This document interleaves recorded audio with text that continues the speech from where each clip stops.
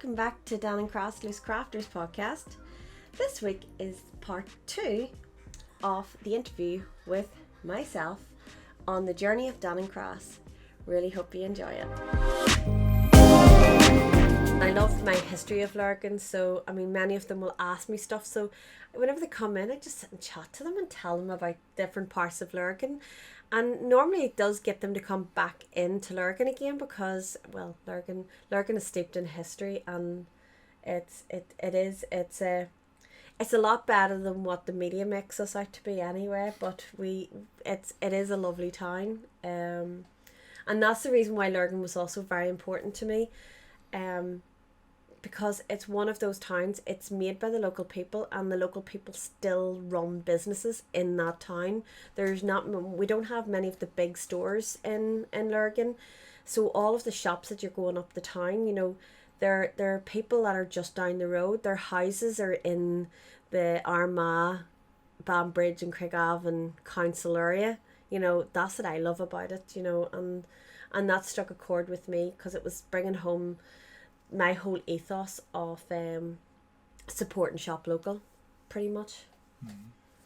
And the other big facet of the shop that you sort of touched on there, but I feel like you need to give it its rightful due, is the workshops.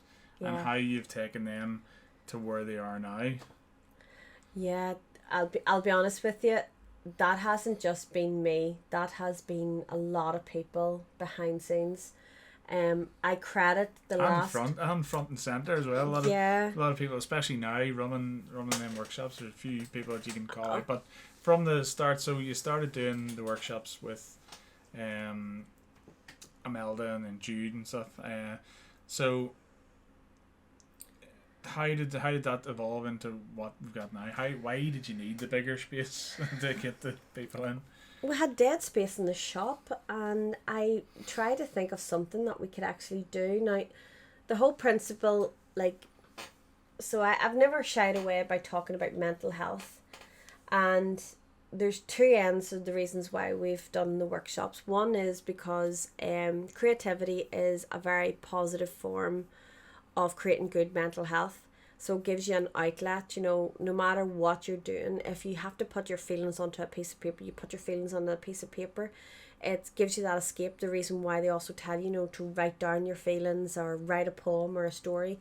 Art does exactly the same way, and sometimes I think art actually gets it out a lot more expressive, because you start off with a line and all of a sudden there's another line, and then you've just got this work that to show how you're feeling. And secondly, there was a big change up within the education system where they were actually starting to take away a lot of the children's creative outlook. So we had started seeing all of these things happening within schools, and that's where the workshops started going. And then we started inviting some crafters in to host workshops in the store.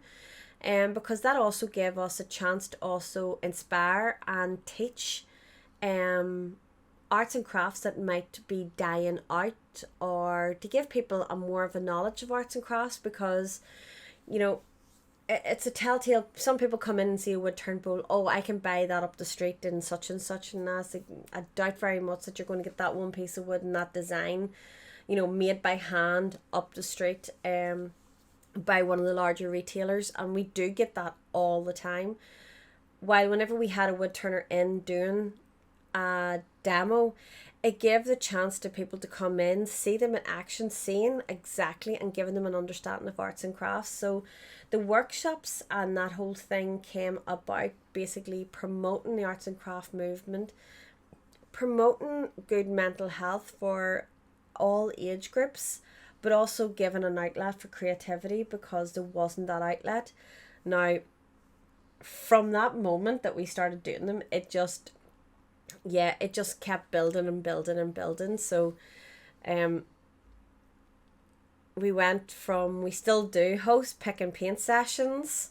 So you can come in as a family and do pick and paint inside the shop. So pick and paint is, we have wooden pieces and ceramics on the shelf that you can basically purchase and paint on the day, take home on the day. And it's just a nice and easy and more controlled way to have that creative freedom. We have art classes and stuff starting back up again. But then, everything was planned out. We had sewing workshops, we had crochet workshops, and it was also a way for people just to get out of the house. So everything that we had been planning to do, it took us a wee while to get into the motion, but prior to COVID, everything was starting to really build up. We had some fantastic pottery classes kicking in. We had weaving classes kicking in. We had wreath making workshops for anyone who's still interested. I'm hoping that they'll be back for Christmas. Yeah, and it was a great way for us to let people in the local area also understand arts and crafts. And again, we had people who did travel, and then we started opening up the doors for artists and crafters just to come and meet inside the shop for a meet and greet nights. And like, you didn't have to be you could be just a hobby crafter or someone who's just into crafts and just sitting down and talking. And that's where I found I got a lot more knowledge about things, so like that's actually how Sandra Shaw, who you heard in another podcast, that's actually how we met. I had no dealings with Sandra until she came in to one of our meet and greet nights, and I just loved her pieces, and that's how she became a member of the Danann Crafts family. And from there, we were doing workshops, kids workshops on a Friday and Saturday, and then we started hosting birthday parties. Someone requested it, and I was like, oh, that's actually not a bad idea. But I needed that test run. I needed someone to give me that booking for me to run with it. And now we are going to be launching, we're launching brand new workshops, from t-shirt design, ceramic, clay. We've launching hen party nights with this new workshop space that's opening. And it's just fully developed. But I have to be honest, like, there was a girl, Grace, that had been involved with us, and Grace was fantastic because Grace had came from a business, so it was great to have another business head involved. Unfortunately, Grace is on to her fourth pregnancy, so that was only baby number 1 whenever she was here, and now she's on to baby number 4 out of 5 of her kids. So she, so of course, still in contact with her, but she was definitely, she was that person that I needed to, and that was me. Just one night, I was like, I need help, and I just messaged her on Facebook. I needed an outsider's perspective to get involved, because I knew I wanted to take the business to another level, but I didn't have the knowledge, and me and Petter had sat down and discussed, but the two of us sort of couldn't come to an agreement, because the two of us sort of were saying the same things, but we were looking to take it in different directions, while I needed that outsider to come in and go, no, this is what you're going to do. And that's why, don't be afraid to ever ask someone, because they're going to be truthful with you, and especially if they do come from a business background, they're going to be very, very honest with you.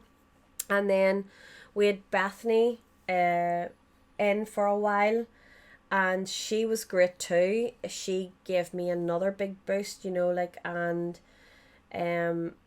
she was able to run the shop while I really invested time into the workshops upstairs. And then in waltzed Orla and her. Yeah, well, you're forgetting about someone else who also helped quite a bit. Oh God, man. No, I'm not going to give her the benefits just yet. No, I don't know who you're talking about. Like, there's so many people that have come through. There has been. But certainly some people that brought their own ideas to it. Now, there's a lot of people that worked there and just did the work, blah, blah, but some people brought new ideas, and one of them was Marion France. Oh, yeah, Marion. Yeah. I forgot all about her. No, well, I hadn't. But yeah, no, Marion was actually, yeah. And, Yeah, that was Aileen, who just Aileen was one of our artists, and she had a friend coming over and living with her in France, and she just needed a wee bit of part-time work. And but I think Marion allowed me to understand marketing a lot Yeah. more and the social media element, and it's like And it I helps every and little no, bit yeah, that no, people can bring to you. It helps, like. so she started taking photographs, and these amazing photographs, and got up, and I was like, do you know, I've been very lucky. I have had so many amazing people walk into my life. I haven't really asked for them. They've Yeah. just been there, and they've always came at a time when I've needed them. Grace is probably the one person that I did approach, um mainly because I knew where I wanted to lead. I needed her. I needed to talk to her about it. And I knew that she had, from a brief conversation we had one night at an award ceremony, that she had a bit of an art background, so that helped also. Um, and then, like, oh, yeah, I'm bound to be missing someone out, like, Most likely. but I have to give her due, like, and I know her head's gonna be pumped up now, but Orla brought brought a big difference to the shop, um, and she came from an art background, and I was the first appeal I ever did for staff, and Orla basically sent me in a 7-page essay on everything, and I know she's just going to hate me for saying that, but I still find it really funny to this day. I still have it, actually. I have it back there. But this was just for a shop assistant. That was just for a shop assistant, and I just remember going, she's keen, that's the person I want. And actually in the same advertisement, that's where Katie came in. Mm-hmm. And those two girls have just brought Danann to a whole different age. Now, I have to emphasize, these are 20 and 18-year-old, ages 20 and 18. And their minds and everything are just so sharp, and they understood Danann, because we're not just a normal business, it's a different type of business model. So you can, I mean, I know now, if I went into a bank and said, this is what I'm looking to run, I think the bank would just look at me going like, what is this? It was easier to sell when you're starting out. So it was just going to be a shop. Yeah. It's going to be a shop. What do you... Online supported. While now it has so many different entities, and those two girls just brought a different edge to it, and it was great because the two of them had creative minds, so they started doing different workshops, so much so that I've actually just sort of like give creative freedom to Katie, who anybody who comes to the workshop, Katie is just amazing. Yeah, she just, she connects with all the kids brilliantly, and she brings a fun element to it. And she brings good ideas as well. Fantastic. So we started up the Crafty Science Club, and that's mainly because she likes to randomly tell us science facts that just goes over me and Orla's head. Like, she literally sat down one day and told us about plasma for no reason. There was absolutely no reason for her to tell us about plasma. And then every day is a school day. No, with Katie it always is. But she's took the workshops to a whole different level, and what I love is that Katie has these wild and random ideas, and then Orla goes, right, okay, we can do this. How can we do this? And then all of a sudden, Orla is nearly as bad as me for notebooks. So Orla has notebooks upon notebooks. I wouldn't actually like to see her house, because I know there's a grey basket up there that has about 20 books in it, and they're all my notes from over the years. Don't point out the background. I tidied it up today. No, but it's all my notes, and I've never dumped them because I like to go through them again, and she does exactly the same thing. And them two girls have brought it just to a whole different edge, and it's allowing us to open our doors to a lot more people. So we're doing a lot more one-on-ones with children and adults that come from basically different social backgrounds, between having limited abilities to children who have who are basically on placements, and they're just needing a way to come in and just to get their feelings out. And it's amazing. Like, it's always what I wanted to do, is just bring in a wee bit of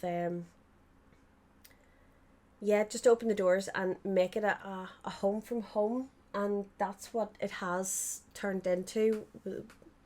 I grew up, as I said, in a very tight knit community, and the whole thing about Danann was it was supposed to be about a community, and I think I'm getting there with it, and that's been a joy for me to watch. Well, like, a part of that as well was that you also opened up a social enterprise side to it. Yeah. And that was to help out as well, using your background in care work. Yeah. If you want to talk about that a bit.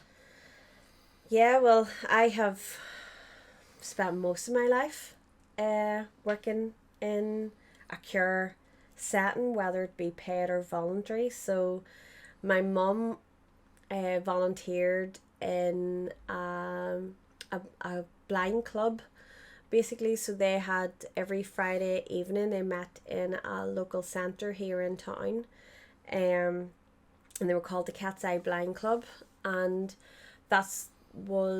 they were all adults, and they all came and they sang and they danced and they had sandwiches and biscuits and cups of tea, and I think that's where I really got hostessing, and I got involved from a very young age. And I just remember, like, seeing these people who have limited to no vision, and nothing stopped them, and I just loved that. And then I started volunteering with children in special needs and learning disability settings, and I've done that for years and years until I was 18, and then I started working mainly in special needs centres, respite care. And then for the last 13 years I have been working as a domiciliary care for the local trust. And yeah, it's been an emotional journey at times, because you see everything, and so it opened my eyes to a lot of different needs out there. How did you then use that experience to bring something back to the people through the social enterprise?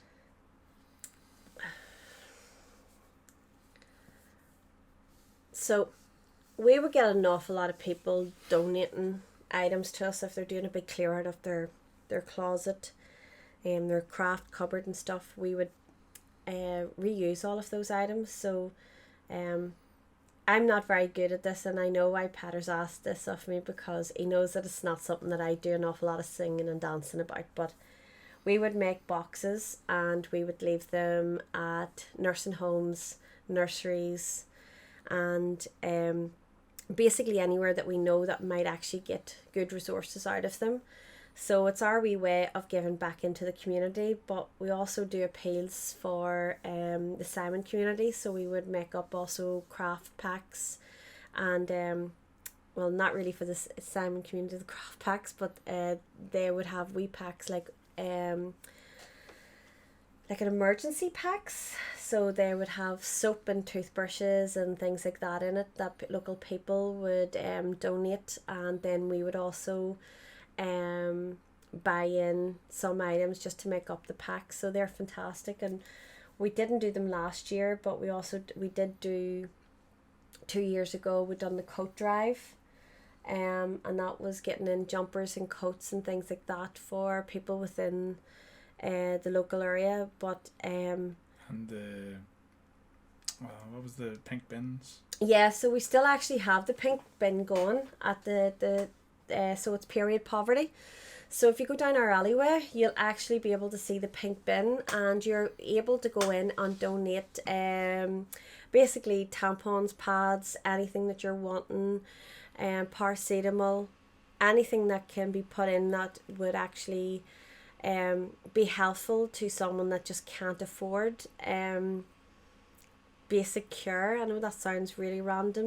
You know, you can go in now and like 66p, but some people just that it's just not in a budget. You know, like that 66p could buy them, you know, 4 cans of beans and a bread or whatever, you know, from Tesco's. So, and again, what we do is that we will give them out. So I do have some items that will be going into the local schools soon.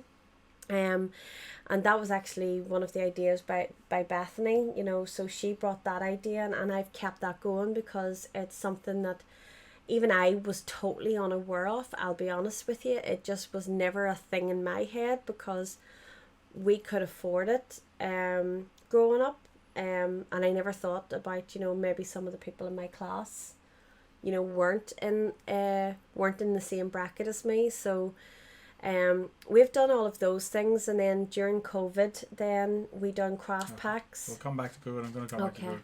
But what about also you were working one-on-one with like kids with learning difficulties and adults with learning difficulties, and Yeah, that's still something that we're still doing. Now we're only slowly getting back into the way of that. So I've worked with a lot of children and adults that came from a lot of different backgrounds. So I have worked with in a disability setting, and I've also worked in a mental health setting. So I was always able to understand and immerse myself. So whenever children are coming in, I like to be able to sit down and be able to create with them something within their needs. So it's always great to see children coming away and they're smiling, because where before they could be told that they can't. And one thing I've always said to anyone, everybody can. You know, it's a great belief that I have. I'm probably one, as I said at the beginning, I probably would want to be one of the biggest doubters. I would probably put myself down quite a bit, but the business itself is something that I have proved myself that I could do it.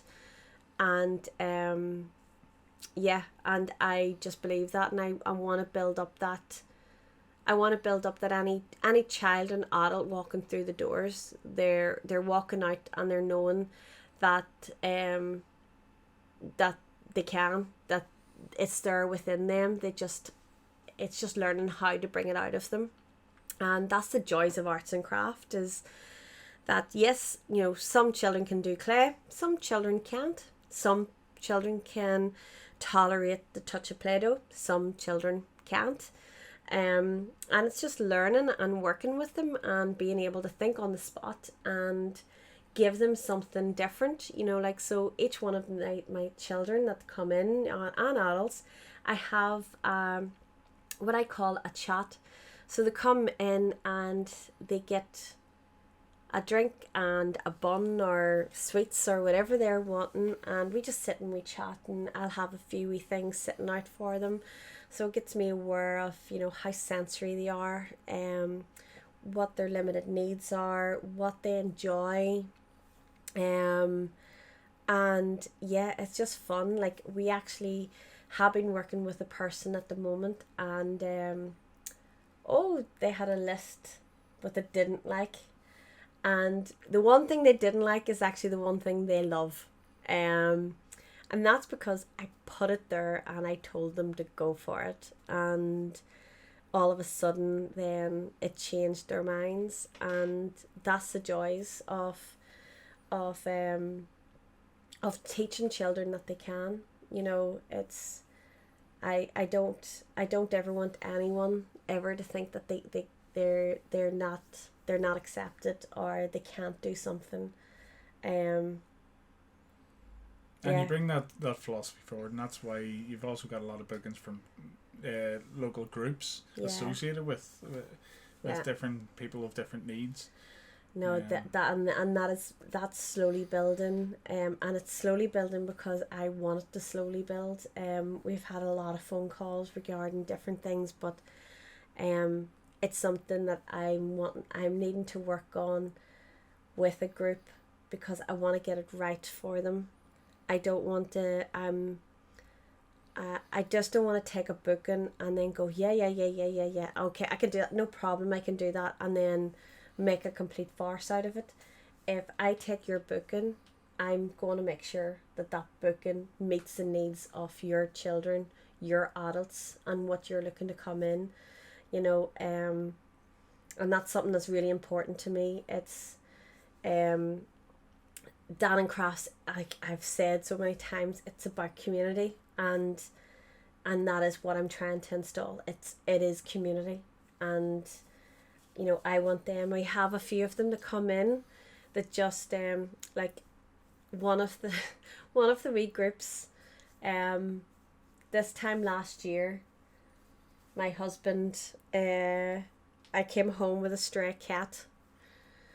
Now my husband over the years has accepted many things that I've just took home on the whim.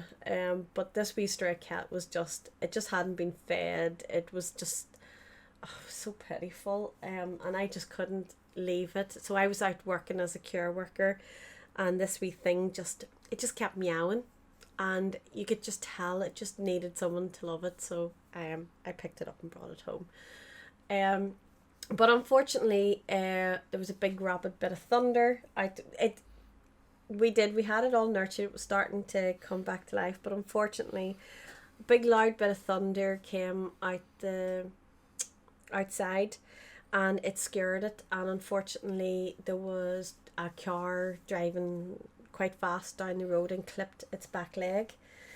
And we had to end up putting it down because it was just so badly broken that it was just going to cost far too much to get it fixed, and it may never have actually recovered from it. So I had to make the decision to put it down, and I was so devastated. And my wee group came in, and I had to take the leader to one side and was like, look, I can't do anything today, can I just give them teas and coffees? And she goes, yeah. And I just put markers out and teas. And the next day, one of them came in with a big box of chocolates for me, and so like, I seen that you were so upset yesterday, and you're always there with a smile on your face. And it still gives me emotion, but it was just so sweet, because you don't realize how much of an impact you make on people until something like that. And I was really sad because I like to try to save the world, as my husband says, and just the cat, I was just so happy that I gave the cat a few months. But it was heart-wrenching, to have to make that call and be there for that call. But having that guy come in with the box of chocolates, it was just so sweet. Well, I was wondering where that story was going, why you bring that kid up, but yes, I understand. But it shows that people do appreciate what you're trying to do to help out the people that are less fortunate than others. Yeah. But so how did COVID affect the shop? Well, I definitely wouldn't want to experience another thing like COVID again. I'll be honest with you, I thought that the day we closed the shop was the day. It's closed forever? Yeah, pretty much. We were at the time, we had just held a fair in Brownlow House, and it was just, the stories were all breaking, and that was the first week of March, and we got loads of interaction on social media. The reach was phenomenal because we had a fantastic fair in the November in the Brownlow House, that it was just bonkers that day, and we were feeding off that one still, and and this was the very first fair of the year for us, and I just remember that fair like having like no footfall at all through the door. It was really bad, and everybody was talking about it. It was very worrying, how's things going to go, where are we going to do, how are we doing this, and it was just such a long day. And I remember after that, like I said to parents, I think we're going to have to cancel Oxford Island, but we said we'd leave it to see what way things were going about, because there was still a lot of information still coming out about it. And that week, I was coming up to St. Patrick's Day, and I was doing workshops in a local school, and I had warned the teachers in the school that I might have to answer my phone, because one of the girls was working in the shop for me. So I knew that if orders and stuff like that was coming in, that she might need to get hold of me. And I think it was on the Thursday before everything was shut down. My phone just kept dinging, and I had just managed to get a few bookings with a few local community centres, and they were cancelling. And then by the next day, any booking that I had, kids party, everything, I think in the space of them 2 days, to we calculate, it was like nearly £4,000 we had lost in potential bookings. And I had been on a high, because everything was clicking into place for the business. Everything I'd been working so hard at doing was just going nowhere in the end. The following week we opened, and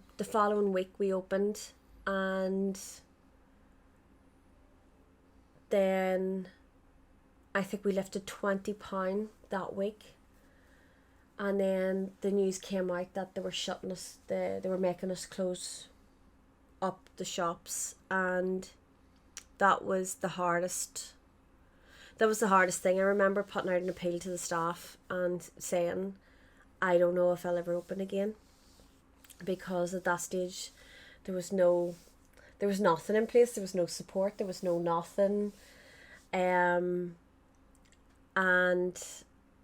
I think it took a few days at home, and I just remember that night coming home and just staying in the bedroom. I didn't want to come out of the bedroom. I just so needed the alone time, and the boys coming into me, and I basically had to tell them to get out, because I just needed to be on my own. And then a few days later, I went into the shop, and I just looked around and went, like, how can I survive this? And I went up to the workshop, and I just realised I had got all of these things in for the community groups and the kids' birthday parties and stuff, and I don't know why, but just that moment I just started doing craft packs. And I'll be honest with you, the original idea was really for me to gain some money back from what I had invested in and purchased. And that was the initial, was me just trying to get back the money that I had, like that would have went towards rent or rates or electricity and stuff, because at that stage I hadn't even asked, for a break in my rent. I hadn't asked whatever, is there any other way that we can actually stop all the bills from coming into us? But it was so good, because that moment basically saved the business, and actually that moment give Danann Crafts another business venture. It added another string to its bow, and I did that really for 6 weeks on my own. Well, yes, you did. Because all the staff you were did at home. A lot of work. Now, I can remember going into the shop. So you're in the shop, and you couldn't move for craft packs just lying all around the floor. And rubbish, right, because we couldn't get rid of any of our boxes. But it's all right, Peter, you take that corner and go and deliver them. There's all what I'm on here. So I'd filled my car full of craft packs to go and deliver to all sorts of places all around the area. And it was really, it was a saving grace for your own mental health. Yeah. But also, as you said, to give the business a new avenue to go down. Yeah. And you were doing that all on Facebook. Yeah, just only Facebook. Um, and that was me pretty much spamming all the buy and sell pages in the local area. And the nice thing is that I was hitting target areas that we had been aiming for years, and never actually really breaking through the never actually breaking through into that area. And then all of a sudden, like I lived in Warrenstown and Tandragee in particular. Like, I mean, I've never been in them two areas as much as what I did during COVID. And I discovered all of it was brilliant. I discovered all these side roads, and like I didn't realize you can get to Tandragee from Warrenstown. And I like knowing all of these wee things, you know, like, and it was an adventure. And then I took 2 weeks off because we moved to our current home, and I took 2 weeks away from the shop to basically paint and move in here. And thank God I did, because I think it was in the whenever we were just on the day we were moving in here, we got word that we were able to open the shop again. On like the 16th of June or something like that. It was a stage 1. Yeah, I can't remember that, because like if we look back at the craft packs, as you're saying, you started them off just to sort of cover your costs. Just cover costs. And then you started buying more stuff in because we'd sold out of everything.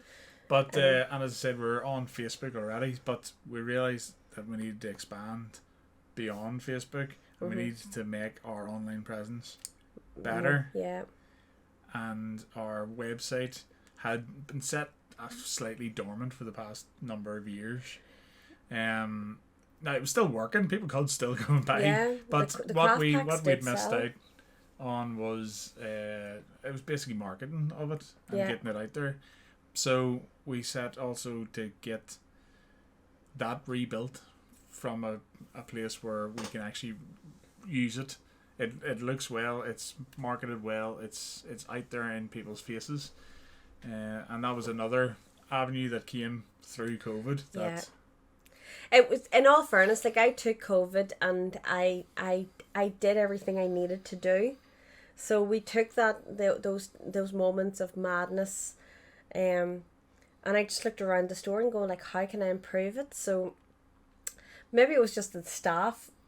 No, I can't remember. I swear, like the 1 year and everything's a blur. Maybe it was click and collect that we were allowed to start doing. I think that might have been it.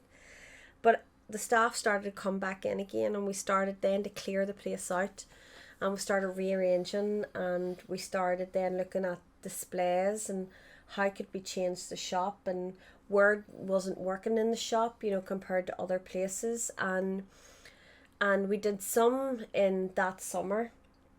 And then basically we're in and out and we didn't really get time to do what we needed to do in the shop, because it was all about preempting Christmas and how are we going to market our sales coming up to Christmas, because 1 minute we were in a lockdown, next minute we weren't in a lockdown, then we were in a lockdown, and then we were possibly being in a lockdown, and then there was a lockdown that we were the only shop open on the street next to McCabery's bike shop. That was it. Everybody else was shut down in our street, which there is an emotional video that I still get reminded of to this day. But I mean, it was horrible seeing our business neighbours having to shut their doors again. And at that point, my heart bleeds, like going like, we need them just as much as they need us.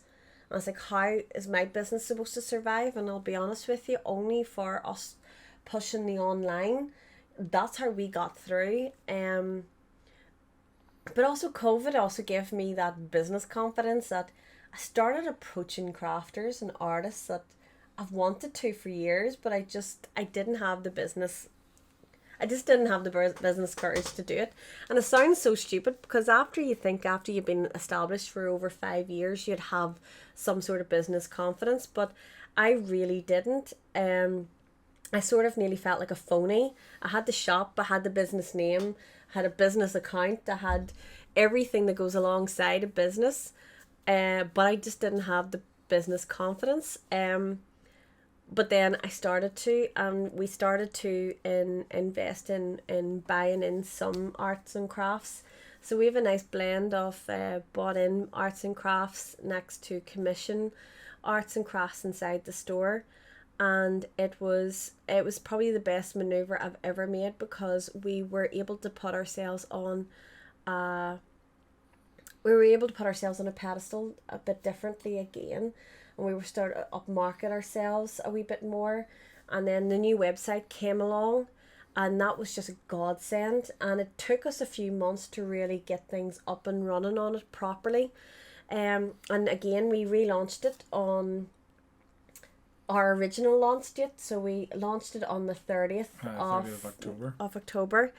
And I thought, oh sure, like, give it a day or two. And then that night it just went ding ding ding, and I was like, holy sweet God, what is going on here?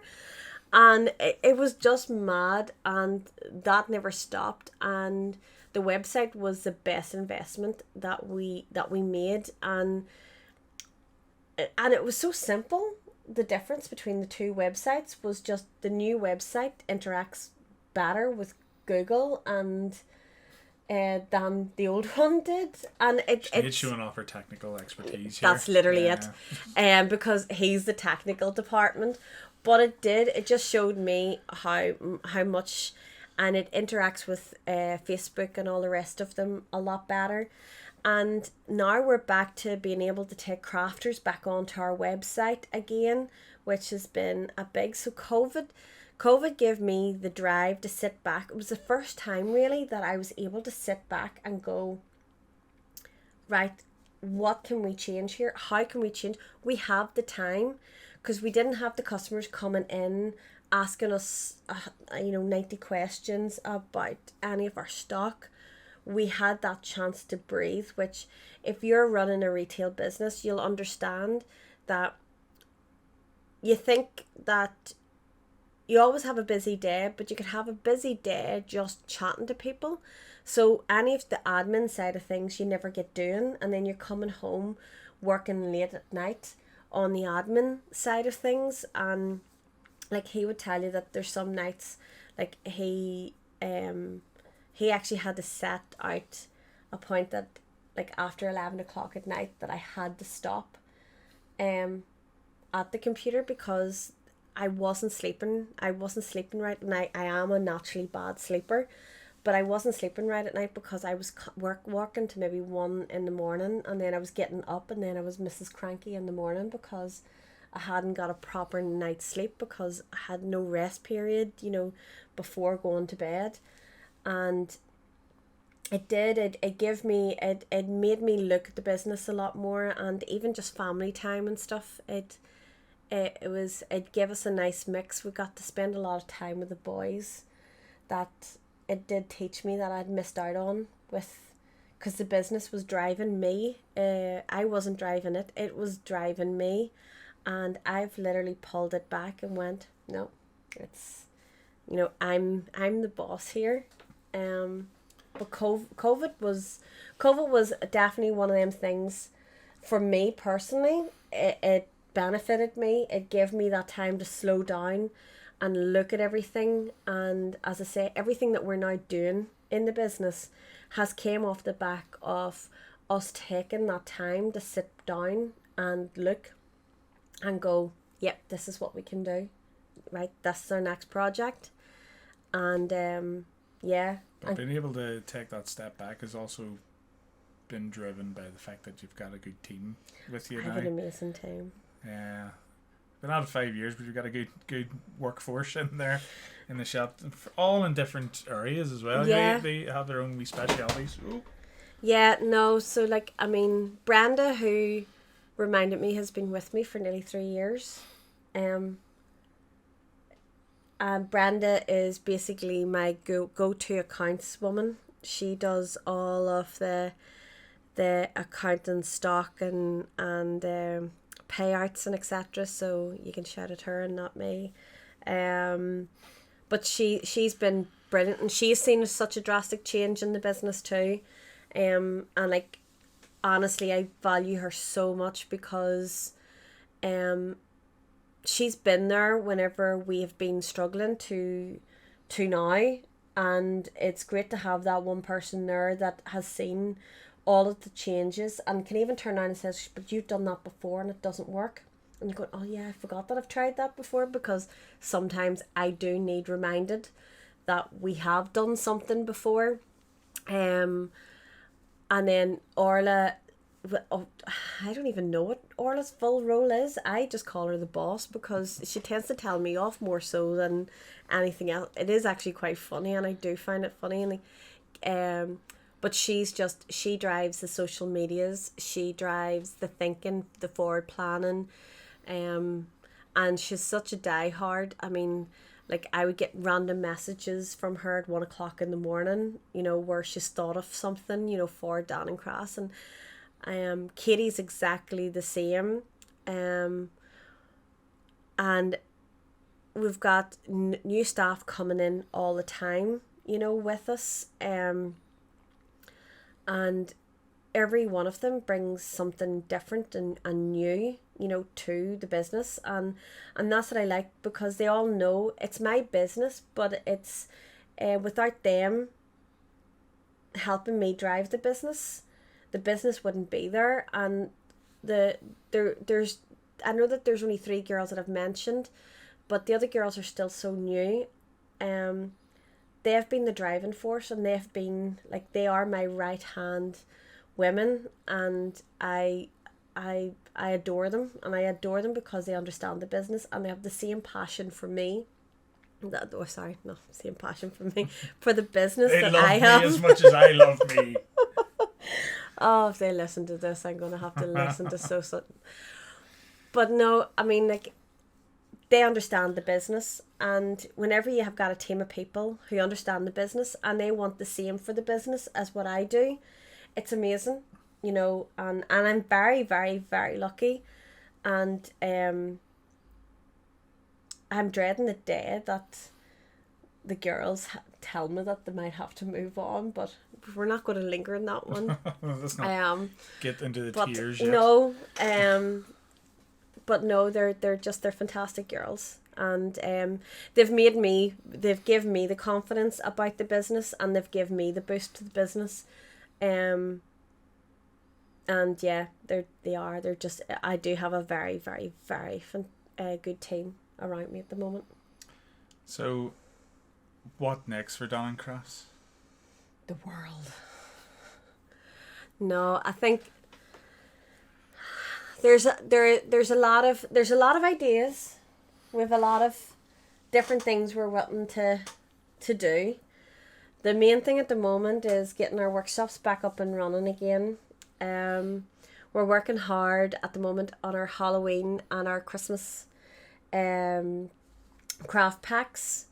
And the craft packs are going to be something that we have been investing quite a lot of time and energy in, because they're not just normal craft packs that you can just go and get, and oh, you need such and such and such, to make this pack. Everything's inside it, and for certain age groups it's great because there's no thought process. Children don't always want to have to get something complicated to make, paint and glitter and stick on things with a wee bit of magic, like, involved in it, and that's what they're really, really wanting and they're enjoying. And for parents, it's they're not having to, like the stuff that we do, they're not always having to sit over them and watch, so it's encouraging that bit of independence.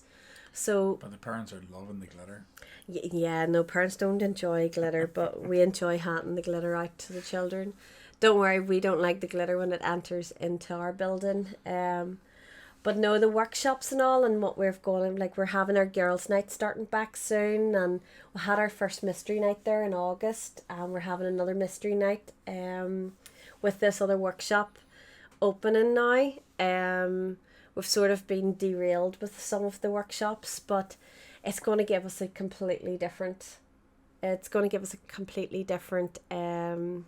aspect of having that secondary. And then the courtyard, whenever the courtyard gets done, it's definitely it's the final nail in the coffin.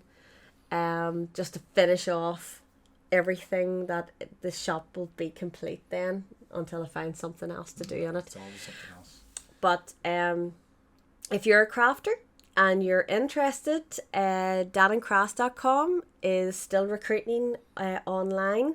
So you are more than welcome to apply and join the big Danann Crafts family. And yeah, we're also hoping then next year that anyone on the website will be able to host maybe a craft fair just for yous alone.